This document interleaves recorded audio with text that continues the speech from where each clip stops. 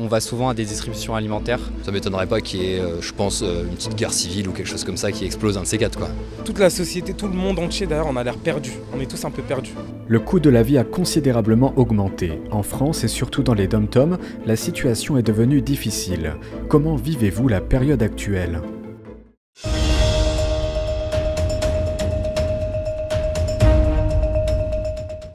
Première question, alors en ce moment on a vu qu'avec l'augmentation du coût de la vie, il y a eu des violences qui ont éclaté dans les dom-toms, il y a eu des choses assez graves qui se sont produites, certaines personnes ont eu beaucoup de mal à s'en sortir.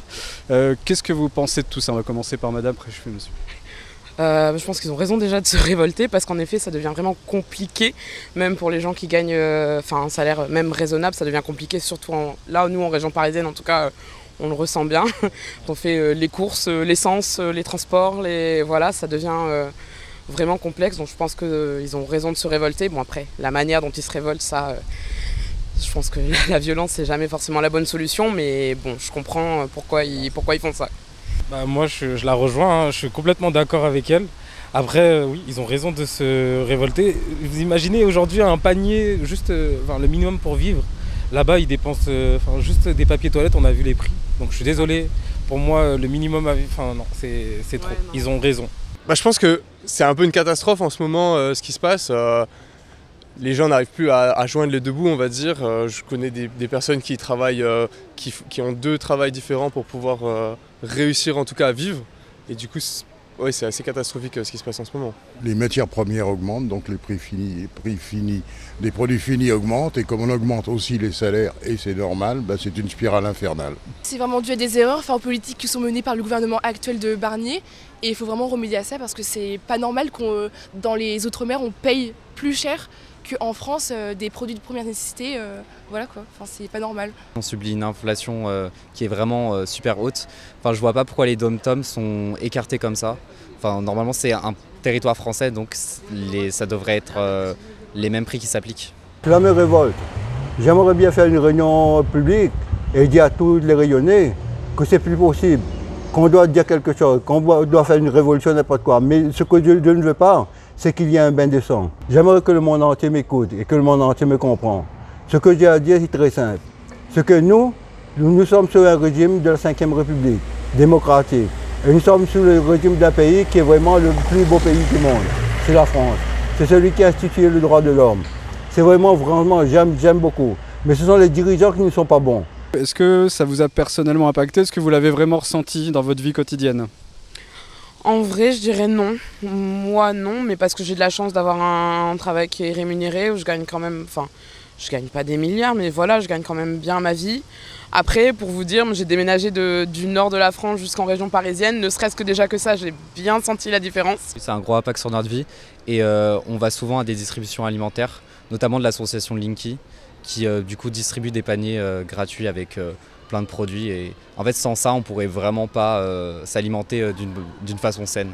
Du coup, vos amis ou vos proches, est-ce que vous avez senti que c'était plus difficile pour eux ou est-ce que vous l'avez pas remarqué? Si, c'est plus difficile, surtout quand on est étudiante, par exemple pour les sorties, dans les bars, prendre une bière, un Uber, tout ça coûte beaucoup plus cher. Mais là encore, j'ai pas non plus un recul immense, donc sur mes 6 années d'études, j'ai vu une différence, mais c'est pas une hausse qui a non plus triplé, donc ça a toujours été un sujet pour certaines personnes, et je pense que ça l'est toujours, mais c'est pas devenu quelque chose qui a été ultra handicapant, en tout cas dans mon entourage. Je veux dire que l'euro nous a quasiment, faut pas dire, faut dire le mot, nous a quasiment détruit. Et quand on passe à la caisse, on vous dit c'est le 24 €. Vous ne pouvez plus payer. Qu'est-ce que vous faites? Si vous avez l'argent, vous êtes obligé de le débourser. Si vous n'avez pas l'argent, vous perdez la face. Et vous baissez la tête et vous vous dites que je n'ai pas d'argent. Et est-ce que pour vos proches aussi, est-ce qu'ils ont constaté la même chose Je ne sais pas, je ne leur parle pas. Est-ce qu'on consomme trop, selon vous? Oui. Mais parce que on va dire que les supermarchés, ça font en sorte qu'on consomme plus que ce qu'on a besoin. La politique, tout ce qui est démocratie, je pense que ça, c'est des méthodes qui sont un petit peu dépassées. Maintenant, c'est un peu différent, mais c'est des méthodes qui sont largement dépassées et je pense qu'il faut revoir toute la Constitution. Et on n'est plus du tout ancré dans ce mode-là. Est-ce que, alors c'est peut-être pas facile, mais est-ce que vous pourriez développer un petit peu justement sur ce point, sur le fait que la démocratie, ça soit que le système, en gros, que le modèle actuel soit dépassé? Je pourrais pas développer tout simplement parce que je suis pas politicien et je suis pas du tout dans ce domaine-là. Moi je m'occupe de mon domaine, la santé. Mais de ce qu'on ressent, de ce qu'on voit, de ce qu'on discute, rien qu'avec nos patients, des choses comme ça, de ce qu'ils vivent, de ce qu'on vit nous, on voit que ça fonctionne plus. On essaye de trouver des solutions pour attacher, pour trouver de l'argent à droite à gauche, tout ça, on dit qu'on va augmenter les impôts, mais au final peut-être que le système il fonctionne plus du tout. Et tout simplement, et qu'il faut juste revoir des bases, revoir l'éducation, revoir plein de choses, revoir juste les bases, et c'est peut-être ça le problème plutôt. J'essaie d'acheter des choses d'occasion, j'essaie de faire réparer les choses. Donc à mon niveau, je pense pas consommer, je consomme peut-être moins qu'avant, peut-être mieux quoi. On est un peu perdu. Je trouve qu'on arrive dans une ère là où toute la société, tout le monde entier d'ailleurs, on a l'air perdu. On est tous un peu perdus. Les choix qui sont faits sont bizarres, enfin pour pas dire voilà. C'est pas les bons choix, je pense, qui sont pris par les hautes sphères. Donc voilà. Nous on subit. La vérité c'est ça. C'est qu'on vit au jour le jour, on subit en espérant que ça sera mieux demain. Certains politiciens qui sont à l'aise maintenant, c'est cool, hein, les politiciens qui gagnent plus de 10 000 €, qui sont à l'aise derrière leur truc, mais après il y a des métiers qui sont indispensables, boucher, charcutier, des trucs qu'on perd dans les petites villes, les boulangers, et on nous fait vivre, hein, des agriculteurs. Ma famille est agriculteur principalement, ils sont payés une misère, alors que c'est eux qui nourrissent entre guillemets tout le monde, hein, avec les poulets, avec les vaches, avec tout. Et on oublie en fait je pense les fondamentaux. C'est vrai qu'il y a un décalage énorme entre avant la période de la mondialisation, quand tout était très local, qu'il n'y avait pas tous ces métiers en gros qui ont été inventés. Je sais pas, si on pense au début du siècle, les gens ils avaient 2 pantalons, 2 chemises. C'était le commerce, il était à 200 mètres à côté.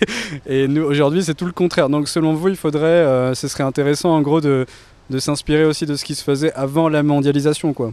Mais on est déjà en train de le faire, sans s'en rendre compte un petit peu. On est en train de privilégier maintenant les circuits courts, les choses comme ça. Et on est en train de revenir en arrière au final, un petit peu. Et je pense qu'on a dépassé cette phase, on va dire, où il y a eu un bond technologique monstrueux avec Internet, les réseaux sociaux. Et au final, on est en train de revenir en arrière. Là, la nouvelle religion, c'est l'écologie, hein, qui va arriver.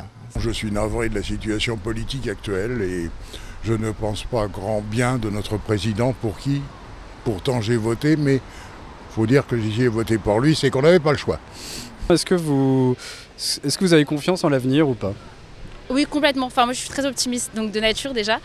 Et non, je considère que c'est pas parce que on consomme beaucoup qu'on peut pas trouver de nouveaux moyens de consommer mieux ou plus durablement. Par exemple, même les plateformes qui arrivent, Vinted ou autres, c'est des nouveautés. Ça peut influencer et même consommer plus parce qu'on se dit qu'on a plus de vêtements moins chers et tout. Mais dire que c'était mieux avant et on pourra jamais se relever, la planète c'est foutu et il n'y a pas de perspective meilleure pour le futur, je trouve ça assez dommage. Et en tout cas, je ne suis pas dans cet état d'esprit-là. Est-ce que vous pensez qu'à La Réunion, on consomme trop de choses aujourd'hui? On ne consomme rien du tout. Les paysans de La Réunion, les cultivateurs, les maraîchers et tous ces choses-là, demandez-leur. Ils n'arrivent plus à écouler leurs produits.